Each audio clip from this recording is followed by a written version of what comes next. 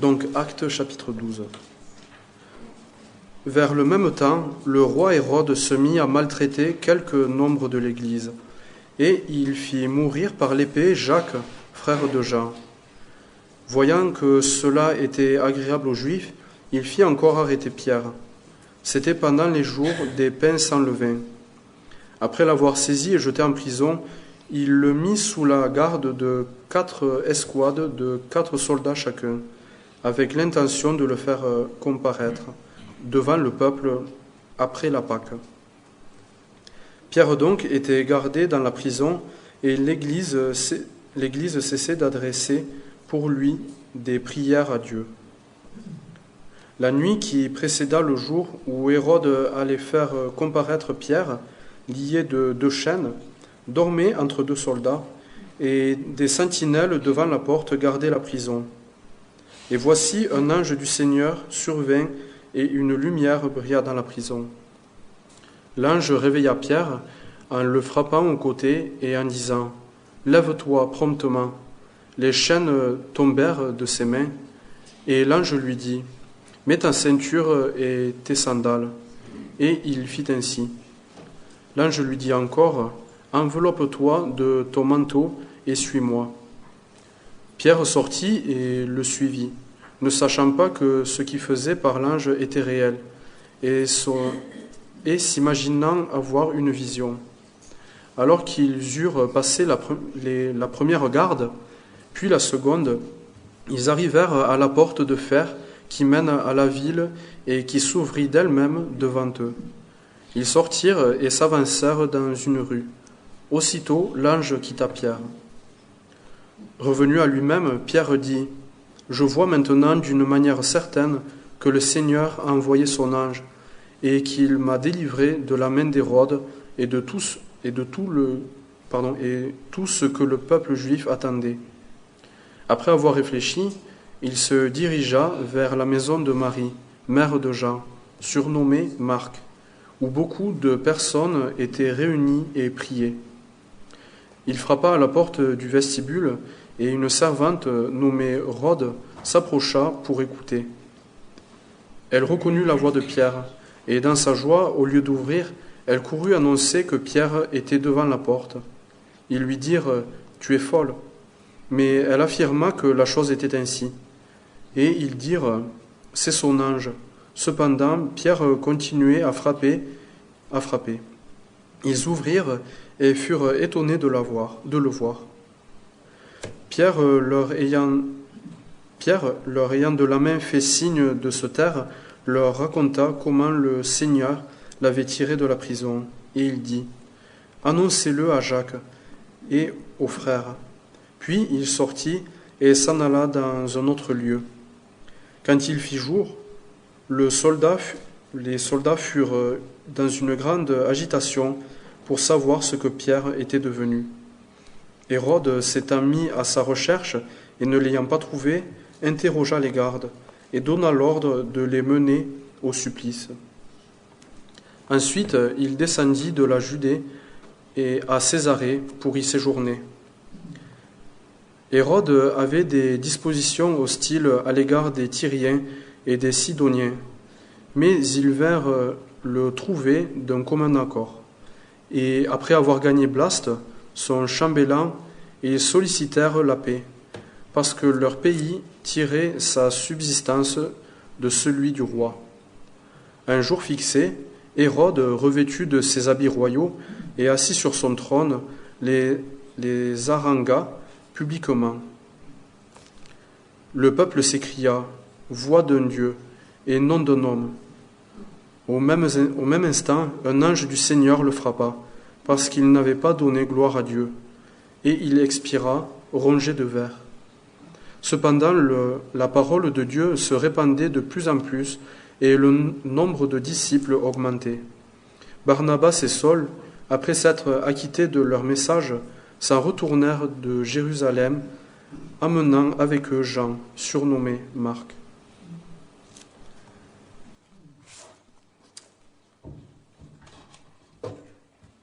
Bonjour à chacun de vous. J'espère que vous allez bien. Je vous invite à prier avant de commencer le message de ce matin. Que le Seigneur dispose nos cœurs et touche nos cœurs, permet que nous puissions contempler comment est-ce qu'il agit dans notre monde aujourd'hui, avoir pleinement confiance dans son évangile et dans ses projets pour la création. Je vous invite à prier. Nous te disons merci Seigneur pour ta parole. Merci de ce que tu es bon. Merci de ce que tu es souverain, tu es puissant. Chaque chose que tu fais, Seigneur, retentit de toute éternité. Et nous sommes confiants de ce que, même à l'échelle humaine, à travers nos yeux qui sont faibles, nous arrivons à voir à quel point tu tiens tout entre tes mains. Rien ne t'échappe. Nous voulons te glorifier de ce que c'est un tel Dieu que nous servons. Un Dieu qui n'est pas surpris par les événements, qui triomphe toujours de l'ennemi, qui a ses projets et nous faisons partie de ces projets. Nous te bénissons donc pour l'Église et la place que nous avons dans ton plan, que tu nous encourages, Seigneur, de voir nos vies, malgré les épreuves, à la lumière de tes projets pour ta création. Béni sois-tu pour ton évangile, pour ce Jésus qui a donné sa vie à la croix pour nous. C'est par lui et pour lui que nous vivons, que nous soyons pleinement encouragés dans cette vérité de notre union avec celui qui est saint. Au nom de Jésus-Christ. Amen. Le 6 juin 1944, les Alliés ont lancé, si vous voulez, l'une des plus grandes opérations militaires de la Seconde Guerre mondiale. C'est ce qu'on appelait l'opération Neptune. C'est ce que nous, on connaît plutôt sous le nom du débarquement de Normandie. Donc, c'était dans la nuit du 5 au 6 novembre. Des milliers de navires ont traversé la Manche. Des avions alliés se sont mis à bombarder les défenses côtières que les nazis avaient placées un peu partout. Donc le 6 juin au matin, les troupes des Alliés ont débarqué en Normandie et rapidement, ces Alliés ont obtenu une victoire décisive sur toute la guerre. Si cette opération n'avait pas réussi, certainement, on ne parlerait pas français aujourd'hui. Le monde aurait tout un autre visage. Pourquoi je parle de ça? Est-ce que vous savez quand l'armistice a eu lieu? Le 8 mai 1945. C'est ce que la France fête aujourd'hui, l'armistice. C'était en 1947, c'est-à-dire 45. C'est ça, 45. Un an après le débarquement de Normandie, pratiquement. Il y a eu beaucoup de temps qui s'est écoulé entre le jour du débarquement et le jour de la victoire officielle des Alliés. Il y a quand même eu beaucoup de temps. Est-ce que vous vous êtes jamais demandé qu'est-ce que c'était de vivre dans l'entre-deux, entre le débarquement et le jour où la victoire a été actée? Qu'est-ce que c'était de vivre dans l'entre-deux? Vous savez que la victoire est acquise, mais la victoire n'est pas encore actée. Vous avez déjà gagné la guerre pratiquement, mais les combats font encore rage. Vous êtes assuré du triomphe, mais votre armée subit encore de lourdes pertes. Il y a des soldats qui sont morts dans l'entre-deux, sachant qu'ils avaient déjà gagné la guerre. Qu'est-ce que ça fait de vivre dans l'entre-deux? Et Acte 12, ce texte qu'on a lu ce matin, nous rappelle que le chrétien, lui aussi, vit dans l'entre-deux. Nous vivons dans l'entre-deux. La victoire sur le mal, sur le péché et la mort a déjà été acquise une fois pour toutes sur la croix. Christ règne, il est roi aujourd'hui, mais la victoire n'est pas encore actée. On attend que Jésus vienne établir son règne sur terre. Ce n'est pas encore le cas. D'ailleurs, c'est ce que Jésus demande de prier dans la prière du Notre Père. Que ton règne vienne sur la terre comme au ciel. On vit dans l'entre-deux en tant que chrétien. C'est ce qu'on appelle souvent le déjà et le pas encore de la vie chrétienne. Déjà, mais pas encore. Christ a déjà vaincu, mais nous ne sommes pas encore vainqueurs. L'évangile du Christ roi progresse triomphalement, oui, mais à travers les souffrances des chrétiens. qui ne triomphe pas encore. Et c'est exactement ce qu'on lit en Acte 12. Je ne sais pas si vous avez remarqué pendant la lecture que nous a fait Samuel. L'histoire commence avec Jacques décapité, Pierre emprisonné, l'Église persécutée et Hérode triomphant. Mais quand on va voir, l'histoire se termine avec Pierre délivré, l'Église fortifiée, Hérode terrassé et la parole de Dieu et l'Évangile triomphante. Regardez le verset 24. Cependant, la parole de Dieu se répandait de plus en plus et le nombre de disciples augmentait. En fait, ce chapitre 12 du livre des Actes est placé stratégiquement au beau milieu du livre. Actes se découpe en deux parties, si vous voulez. On a les chapitres 1 à 11 qui nous racontent comment l'évangile s'est répandu en Judée et en Samarie. Puis, juste après, les chapitres 13 à 28, on a l'évangile qui se répand jusqu'aux extrémités de la terre, jusqu'au bout du monde, avec tous les voyages missionnaires de Paul qui nous sont racontés. Et on peut se demander à quoi ça sert, ce chapitre 12, au beau milieu.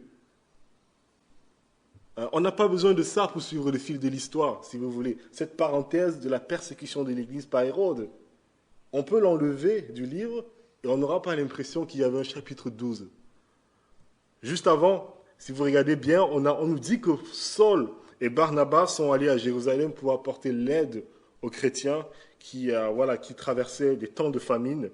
Et puis, juste après le chapitre 12, on nous dit que Saul et Barnabas ont fini leur mission, ont fini leur travail à Jérusalem d'aller aider ces chrétiens, et puis ils sont revenus à l'église d'Antioche, et c'est d'Antioche qu'ils sont partis maintenant pour apporter l'évangile aux extrémités de la terre. Pourquoi est-ce que Luc voulait absolument que ce chapitre 12 soit dans le livre des Actes? Pourquoi? Je crois que c'est avant qu'on ne s'embarque avec Saul et Barnabas dans leur voyage missionnaire à travers le monde. Luc veut nous préparer. Luc veut nous préparer à ce qui nous attend. Luc veut nous dire ceci. Les témoins de l'évangile ne triomphent pas. C'est l'évangile qui triomphe. L'évangile triomphe et à travers les souffrances de l'Église. Luc a besoin que les chrétiens saisissent ça avant de nous raconter ce qui va se passer dans la suite, dans tous les voyages missionnaires qui vont arriver. Les témoins de l'Évangile ne triomphent pas. C'est l'Évangile qui triomphe au travers des souffrances de l'Église. C'est ce qui va arriver à Paul plus loin. C'est ce qu'on va voir dans ce chapitre en détail ce matin. Dans le but de ce message ce matin, c'est qu'on ait plus de confiance, une confiance renouvelée dans l'Évangile, dans la parole de Dieu qui ne subit aucun obstacle, qui continue d'avancer à travers les siècles et qui fait son œuvre, quelle que soit la génération dans laquelle on vit. Quand on voit notre époque aujourd'hui, quand on voit l'incroyance, quand on voit l'hostilité des gens envers l'Évangile, quand on voit l'Église qui est de plus en plus vidée, petite, les nouvelles générations ne s'intéressent pas à l'Évangile. On a l'impression qu'il y a un cordon qui est coupé. La foi ne passe plus des parents aux enfants. Pourquoi? Les médias et les idéologies qui sont aussi dehors sont contraires à l'évangile de Jésus. Et on se demande, est-ce que l'évangile triomphe encore aujourd'hui? Malgré les résistances, malgré les lois, malgré certains contextes où des gens perdent leur vie pour leur foi, est-ce que l'évangile triomphe encore?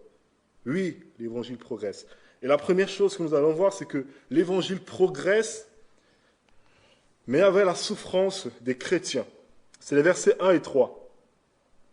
On nous dit, à cette époque-là, le roi Hérode se mit à maltraiter les membres de l'Église. Il les fit mourir par l'épée. Il fit mourir par l'épée Jacques, le frère de Jean. Et quand il vit que cela plaisait aux Juifs, il fit encore arrêter Pierre. C'était pendant la fête des pains sans levain, la Pâque. Ce n'est pas la première fois que l'Église se fait persécuter dans les actes. C'est arrivé bien avant. Mais cette fois, l'adversaire a un nom. On peut mettre un nom sur lui. Hérode, on l'appelle. C'est seulement ce nom que Luc donne, ce n'est pas son nom d'usage, ce n'est pas le nom que les historiens en général, comme Flavius Joseph, on va le citer tout à l'heure, c'est un historien qui était juif, qui habitait à Rome au 1er siècle. Il a fait toute l'histoire un peu de tout ce qui s'est passé en Palestine à l'époque au 1er siècle. Et c'est un peu une ressource hors de la Bible qui nous confirme pratiquement tout ce qu'on sait de la Bible, des évangiles aujourd'hui. Donc, cet homme ne s'appelait pas, il s'appelait Hérode, mais il était plus connu, son nom d'usage était Agrippa. Hérode Agrippa Ier. Il semble que si Luc veut l'appeler Hérode, c'est pour une raison bien précise. Je pense que Luc veut qu'on fasse le lien entre cet homme, Agrippa, et sa famille. Parce que les membres de sa famille s'appelaient aussi Hérode. C'est comme pour dire, ce gars-là, il passe très bien dans son arbre généalogique. Hérode. Je pense que vous connaissez son oncle. Son oncle, Hérode Antipas. C'est celui qui avait décapité Jean-Baptiste. Vous vous souvenez peut-être de cette histoire, juste parce qu'une femme lui a demandé, il a décapité un homme. C'est lui qui avait retenu Jésus captif avant sa crucifixion. Alors, il ne l'a certes pas condamné, mais il n'a en tout cas rien fait pour éviter sa condamnation, la condamnation d'un innocent. Donc voilà son oncle. Et le pire, ce n'est pas son oncle. Le pire, c'est son grand-père, Hérode le Grand. Hérode le Grand, c'est celui qui a massacré des milliers d'enfants à Bethléem et dans toute la Judée. Vous vous souvenez de l'histoire de la naissance de Jésus. Hérode le Grand. À côté de ça, il a aussi exécuté l'une de ses femmes, Mariam, et 3 de ses fils. Je lisais dernièrement un livre qui parlait d'Hérode le Grand, et apparemment César Auguste, qui était l'empereur de tout l'Empire à cette époque-là, quand il a appris la mort des fils d'Hérode, il a dit quelque chose d'assez drôle et triste à la fois. Il a dit, à la cour d'Hérode, il vaut mieux être un cochon qu'un fils héritier.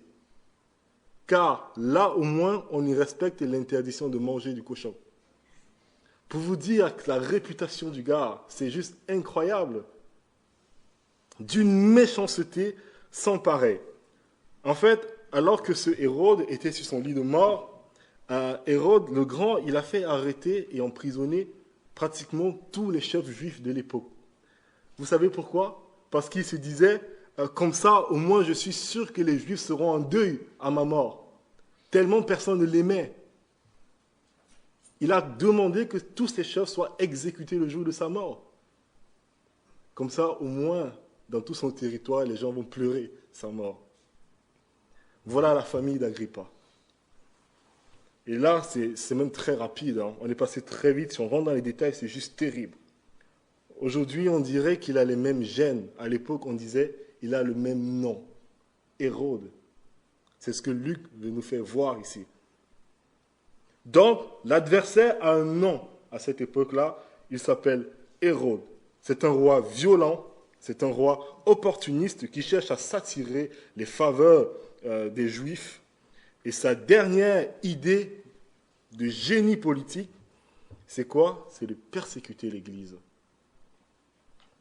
Et ici, donne à cœur joie, après avoir fait décapiter Jacques, et voyant que ça plaît aux dirigeants juifs, il fait emprisonner Pierre. Donc Pierre est donc gardé là, en prison, et sans relâche, les prières de l'Église montent vers Dieu.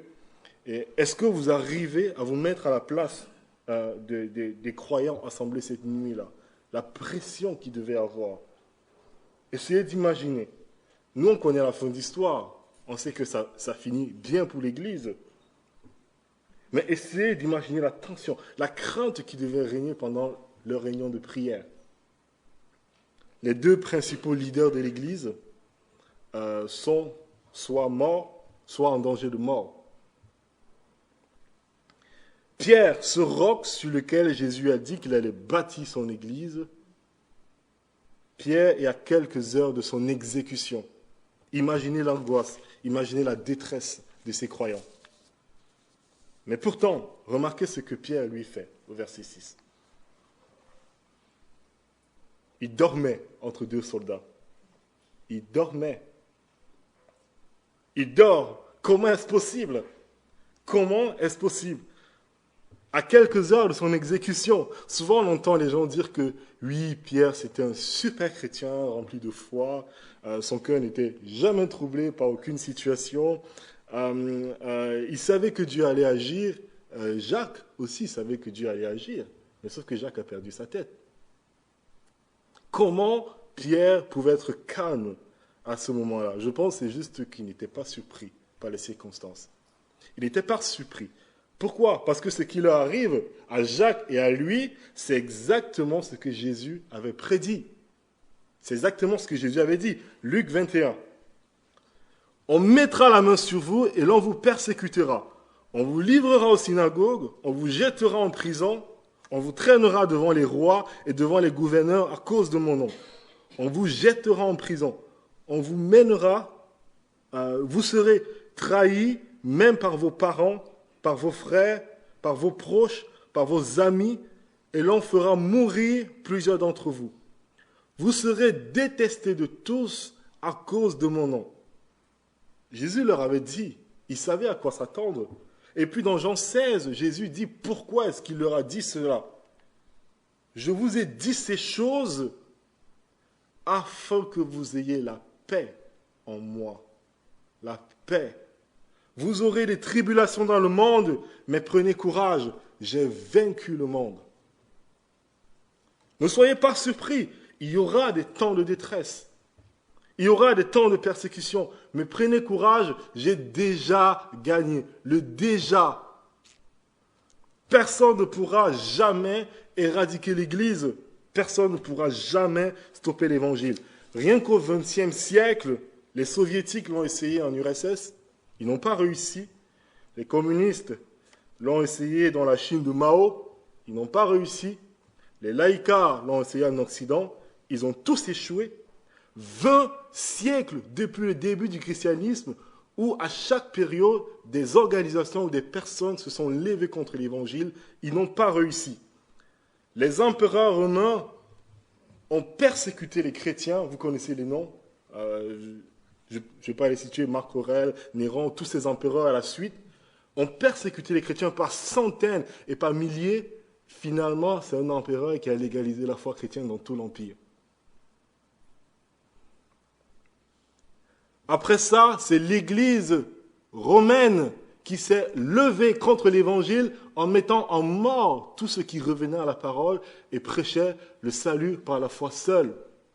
Beaucoup de personnes ont été brûlées au bûcher.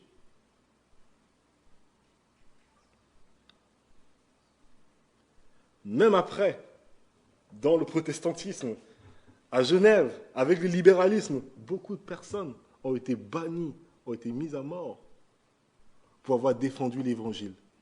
Mais l'Évangile a toujours progressé. Rien n'a jamais stoppé l'Évangile. David Livingstone, c'est un missionnaire écossais au XIXe siècle qui a apporté l'Évangile dans plusieurs régions en Afrique, notamment au Cameroun. C'est grâce à lui qu'il y a des chrétiens aujourd'hui au Cameroun, c'est mon pays d'origine. Et cet homme, il avait une phrase choc que j'ai jamais oubliée. Il disait ceci, il disait, parce que sa vie sur le champ de mission était souvent en danger. Il n'était pas le bienvenu dans beaucoup de tribus. Il disait, je suis immortel jusqu'à ce que ma tâche soit achevée. Je suis immortel jusqu'à ce que ma tâche soit achevée. Oui, il y aura des temps d'opposition. Il y aura des temps de rejet. Mais rien ne peut m'arriver que Christ n'ait décidé. Je suis immortel jusqu'à ce que ma tâche soit achevée. Est-ce que vous le croyez? Est-ce que vous croyez que pas un cheveu de votre tête ne peut tomber sans que votre Père ne le sache? Vous êtes immortel jusqu'à votre mort, jusqu'à ce que votre Père ait décidé qu'il est temps pour vous de rentrer. Bien sûr, la persécution n'est pas la même partout. Ce qu'on vit en France, c'est assez soft. Il y a des continents où les gens meurent pour leur foi. Le Seigneur nous donne à chacun la force selon la mesure dont on a besoin pour pouvoir surmonter cela. En Occident, c'est plutôt une guerre de pensée, une guerre idéologique.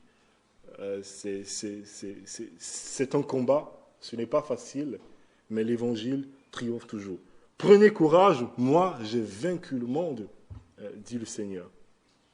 Ce qui m'amène au deuxième point, l'Évangile progresse avec la souffrance des chrétiens péniblement, oui, mais l'Évangile progresse sans résistance, sans aucune résistance.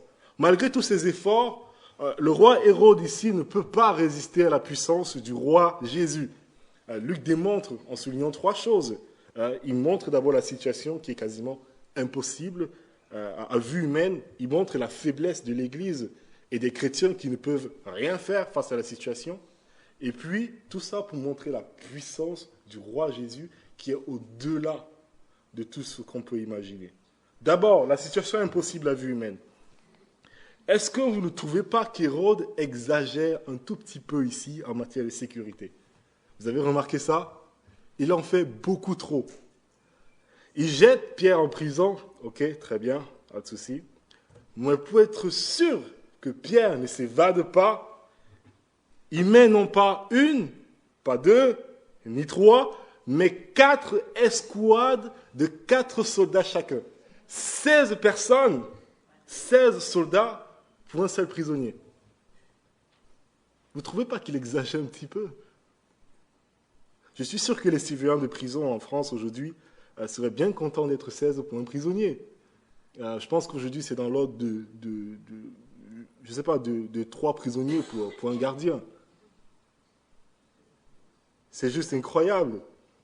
Et comme cela, ça ne suffisait pas, Hérode enchaîne en plus Pierre et il fait dormir un soldat à sa droite et l'autre à sa gauche. Il enchaîne Pierre à ses 2 soldats. Quelle sécurité! Mais pourtant, rappelez-vous qui est Pierre. Pierre, ce n'est pas un agent spécial du RAID. Pierre n'a pas travaillé à la CIA. Pierre, ce n'est pas un agent du KGB. Ce n'est pas quelqu'un qui est spécialisé dans les évasions de prison à haut risque. En fait, c'est même tout le contraire quand on regarde les évangiles qui est Pierre. Je ne sais pas si vous vous souvenez la seule fois où on voit Pierre courir dans les évangiles. C'est au matin de la résurrection de Jésus, lorsqu'il se rend au tombeau avec Jean. Je ne sais pas si vous vous rappelez, mais Pierre, il se fait complètement semer par Jean. Il n'arrive même pas à courir. Ils partent ensemble, mais Jean arrive bien avant lui. On peut imaginer Pierre qui arrive là, il est à bout de souffle. On imagine un peu avec le ventre. Il n'est pas dans sa forme olympique. Et quelle est la seule fois où Pierre a utilisé une arme? Vous vous rappelez? À Gethsémane. C'est ça, au jardin. Vous vous rappelez que Pierre prend la défense de Jésus et qu'est-ce qu'il fait? Il tire l'épée. On a l'impression que c'est la première fois qu'il utilise une épée. Tellement il veut donner un bon coup, il se rate et il touche que l'oreille. Est-ce qu'Hérode n'exagère pas un tout petit peu ici en matière de sécurité? 16 gardes pour un tel prisonnier. Peut-on imaginer Pierre s'échapper comme ça dans la nuit et partir tout seul? Non. En fait, il serait complètement fou de penser ça. Et quand la servante, plus tard, vient annoncer à l'Église que Pierre s'est évadé, verset 15, il lui dit « Tu es folle ». C'est une caméra cachée ou quoi? C'est une blague en poisson d'avril? Il n'y croit pas. La situation est impossible. L'évangile semble se heurter à un mur. Et en plus de cette situation impossible à vue humaine, on a la faiblesse des croyants. Les croyants qui ne sont pas à la hauteur. On voit l'Église qui prie sans relâche pour Pierre. C'est à peu près la seule chose positive qu'on voit dans ce texte à propos de l'Église. Il prie pour Pierre. Mais Pierre ne contribue lui-même en rien à son évasion. En rien du tout. Il dort si profondément que l'ange doit le frapper pour le réveiller. Verset 8. En plus, il est tellement mal réveillé, que l'ange doit lui dire absolument tout ce qu'il doit faire. Du genre, lève-toi, mets ta ceinture, attache tes sandales, mets ton manteau, suis-moi. Des choses banales, c'est terrible. Il est tellement endormi. Et puis, il ne comprend pas ce qui se passe. Il a encore les yeux fermés, il ne sait pas ce qui lui arrive. Et d'ailleurs, on nous dit au verset 9 que Pierre ne savait même pas si c'était une vision ou si c'était réel. Il était dans un état second, en quelque sorte. Et ce n'est qu'une fois qu'il est arrivé dehors, tout à coup, qu'il percute ce qui est arrivé. Il n'est pour rien dans son évasion. Pour rien. Mettez-vous à la place de Pierre à ce moment-là. Vous venez d'avoir un rêve, un beau rêve. Tout à coup, vous réalisez que ce n'est pas un rêve. En fait, je suis dehors. Qu'est-ce que vous faites à ce moment-là? Pierre doit se dire, l'Église est en train de prier pour moi. Et qu'est-ce qu'il décide de faire à ce moment-là? Il va là où l'Église se rassemble. Très bien. Il cherche l'aide, c'est une bonne idée, mais c'est une idée aussi risquée. Parce que le premier endroit où Hérode va faire une descente de police, quand il va découvrir qu'il a disparu, c'est où? C'est là où l'Église se rassemble, justement. Toc, toc, toc, Pierre frappe à la porte. La servante répond. Et au lieu d'ouvrir la porte, elle est tellement heureuse qu'elle fait quoi? Elle court, elle va annoncer, et elle laisse Pierre du mauvais côté de la porte encore. Imaginez le stress de Pierre, qui doit regarder par-dessus son épaule derrière pour voir s'il a été suivi. Quelqu'un comme Pierre, il se retrouve hors d'une prison ultra sécurisée, il n'est pas censé être là, il doit être mort de peur. Elle le laisse là, l'église est occupée à prier, on peut imaginer d'adresser des prières, Seigneur, pense à Pierre, il est en prison, délivre-le d'Hérode. Et quand tout à coup la servante arrive en disant, Pierre est là, est-ce qu'ils y croient? Non, ils n'y croient pas. Est-ce qu'ils croient à la puissance de la prière à ce moment-là? Non. Est-ce que Dieu a exaucé les prières à ce moment-là? Tu es folle. Tu es folle. L'Église n'est pas plus convaincante non plus. Je ne sais pas si ça vous est déjà arrivé, la réponse à vos prières se présente à la porte et vous n'y croyez même pas. La détresse de la situation, la faiblesse de ces croyants, et tout ça a pour but de souligner quoi? La toute-puissance du Seigneur Jésus. Hérode, on l'a lu, est le roi des Juifs à ce moment-là. Mais dans sa propre ville, c'est un autre roi qui gouverne la prison. Regardez verset 10. Il est dit que lorsque l'ange arrive devant la porte de la prison, elle s'ouvrit d'elle-même devant eux. Il n'y a pas le moindre doute sur l'identité de la personne qui a délivré Pierre. C'est le verset 11. Revenu à lui-même, Pierre dit, « Maintenant, je sais vraiment que le Seigneur a envoyé son ange et qu'il m'a délivré du pouvoir d'Hérode et de tout ce que le peuple juif attendait. » Rien ni personne ne peut résister à l'évangile, peut résister à la puissance du Seigneur pour délivrer les siens. Ce qui soulève une question. Pourquoi le Seigneur a-t-il délivré Pierre et pas Jacques? C'est une bonne question. Pourquoi?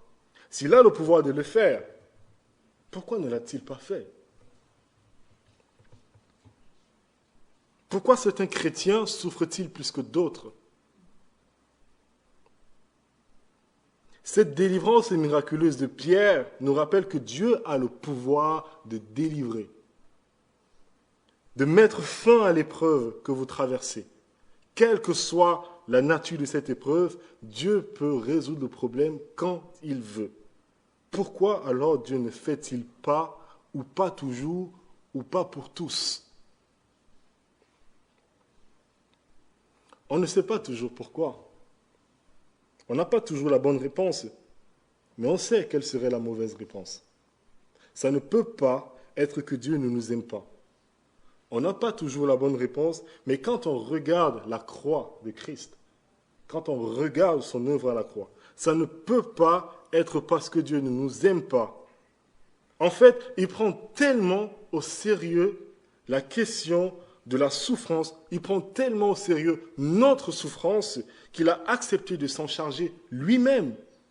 Lui-même, personnellement à la croix. Jésus a subi le châtiment que nous méritons pour nous réconcilier avec Dieu. Est-ce que vous croyez cela? Si tu crois cela, tu verras que il n'y a absolument rien dans ce monde que Dieu nous demande de vivre, que Dieu nous demande de souffrir ici-bas, qu'il n'a pas lui-même déjà souffert pour nous. Sur la croix, il a vécu la pire des souffrances. Il n'y a rien que Dieu nous demande de vivre dans ce monde que lui-même il n'a pas déjà fait. C'est notre communion, notre union avec Christ.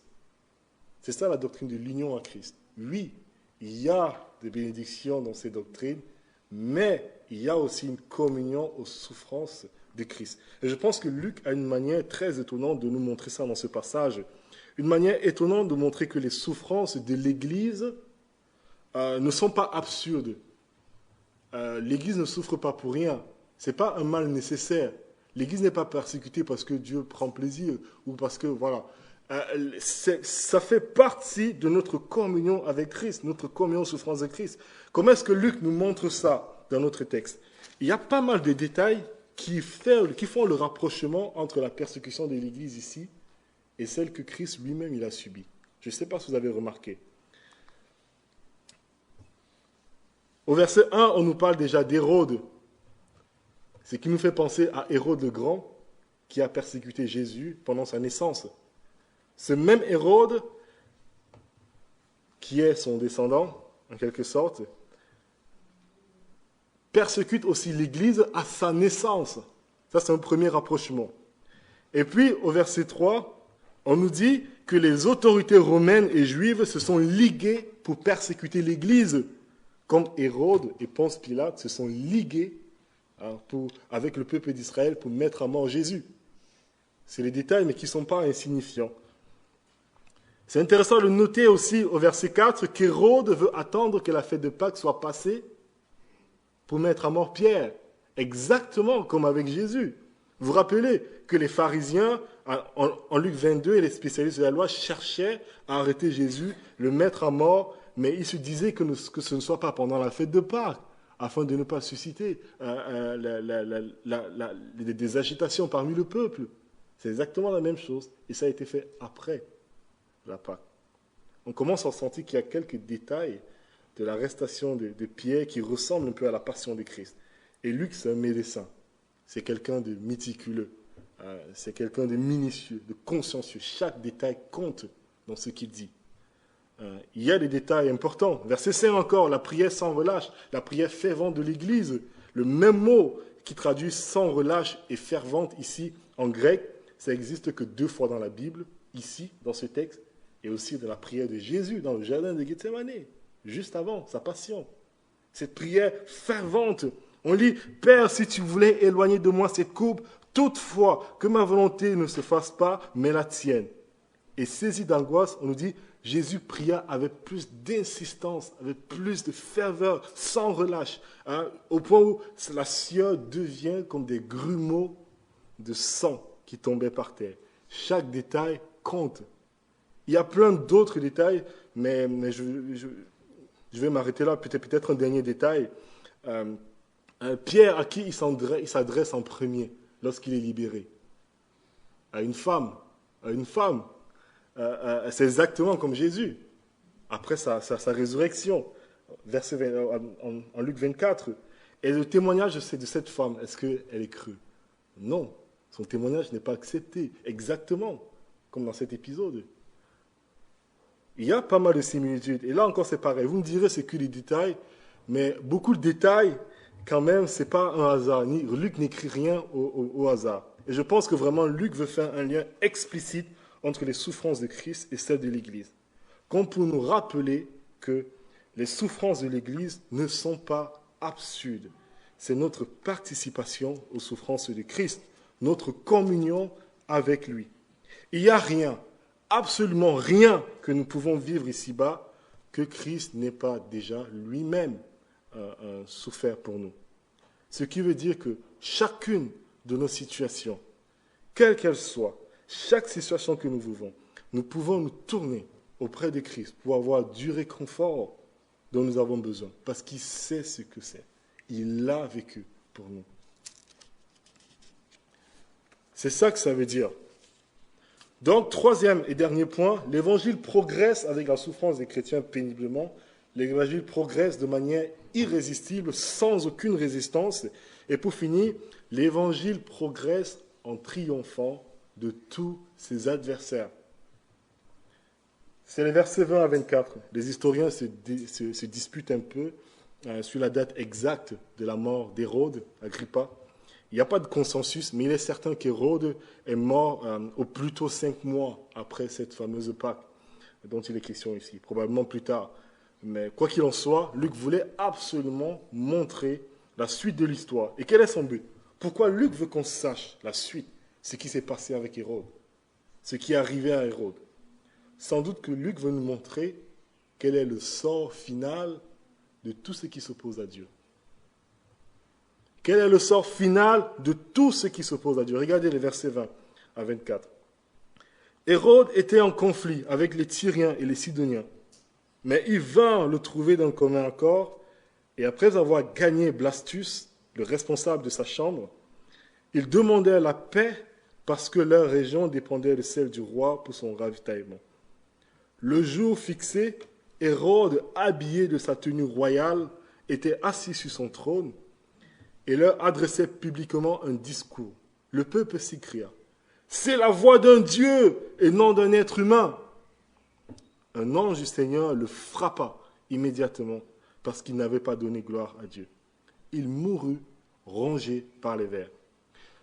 Donc l'historien du 1er siècle, Flavius Joseph, dont je vous ai parlé au début, raconte cette même histoire avec pratiquement les mêmes termes au sujet de la mort d'Hérode. Flavius Joseph, ce n'était pas un chrétien, mais il confirme cette histoire. Ça nous rappelle que ce n'est pas une légende. La Bible ne raconte pas des légendes, ce n'est pas des fables, c'est des histoires vraies. C'est de l'histoire. Et voici ce que raconte Flavius Joseph. Il nous dit: le second jour des spectacles, à cette occasion, avec les Tyriens et les Sidoniens, revêtus d'une robe toute faite d'argent et admirablement tissée, Hérode entra au théâtre au lever du jour, là, au premier feu des rayons du soleil, l'argent reluisant et resplendissant merveilleusement, étincelant d'une manière terrible et même effrayante pour les gens qui fixaient le regard. Aussitôt, les flatteurs poussèrent de tous côtés des acclamations qui n'étaient même pas bonnes pour Agrippa, en le qualifiant de Dieu. « Puisses-tu nous être propice » ajoutait-il, « bien que nous ne t'ayons révéré jusqu'ici comme un homme, désormais nous reconnaissons que tu es au-dessus de la nature humaine. » Et voilà comment Flavius Joseph termine: « Le roi ne réprimant pas leurs propos et ne repoussa pas leur flatterie impie. » Et comme il est dit ici dans notre texte, il ne donnera pas gloire à Dieu et Dieu va le frapper pour ça. N'est-ce pas ironique que celui qu'on appelle dans notre texte la voix d'un Dieu meurt terrassé en un instant, alors que la véritable voix de Dieu, la parole de Dieu, on nous dit verset 24, quant à la parole de Dieu, elle se propageait, elle se répandait de plus en plus. C'est pas ironique? C'est un passage qui est assez beau, parce que c'est aussi l'accomplissement d'une sorte de prophétie qui était faite par Gamaliel au début des Actes, dans Acte 5. Je pense que certains d'entre vous connaissent ce passage, où Gamaliel dit si cette entreprise ou cette activité vient des êtres humains, elle se détruira. En revanche, si elle vient de Dieu, vous ne pourrez pas la détruire. Ne courez pas le risque de combattre contre Dieu. Hérode a fait les frais. Combattre contre l'Église, c'est combattre contre Dieu lui-même. Il n'y a rien de plus vain. Persécuter l'Église et l'Évangile progressera. Personne ne peut empêcher le progrès de l'Évangile. Peu importe les obstacles, peu importe la persécution. Christ est vainqueur, Christ sera vainqueur. Le chrétien ne peut pas perdre, même s'il meurt. Christ est en train de tracer un chemin de victoire dans le monde par le triomphe de son évangile. Et c'est pourquoi, si vous n'êtes pas croyant ce matin, si vous n'avez pas encore le pardon de vos péchés,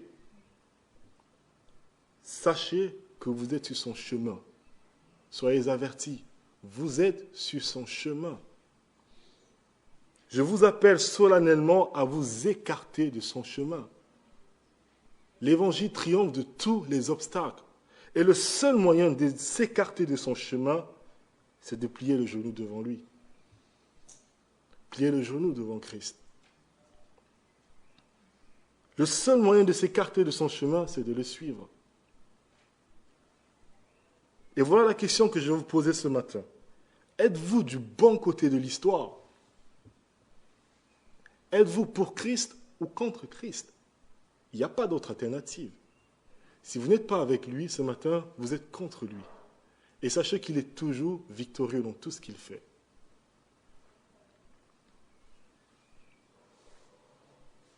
Christ a triomphé déjà sur la croix de tous les œuvres des ténèbres qui semblent diriger ce monde.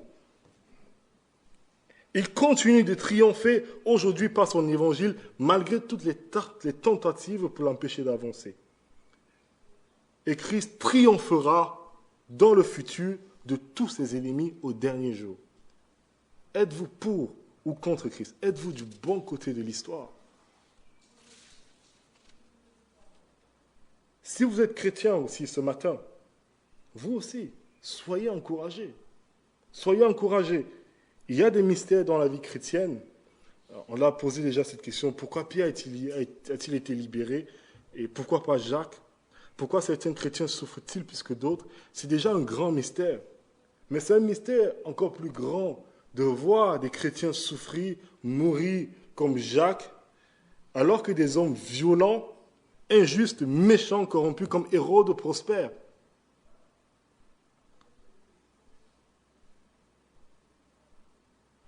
Les justes sont traités comme les méchants devraient l'être.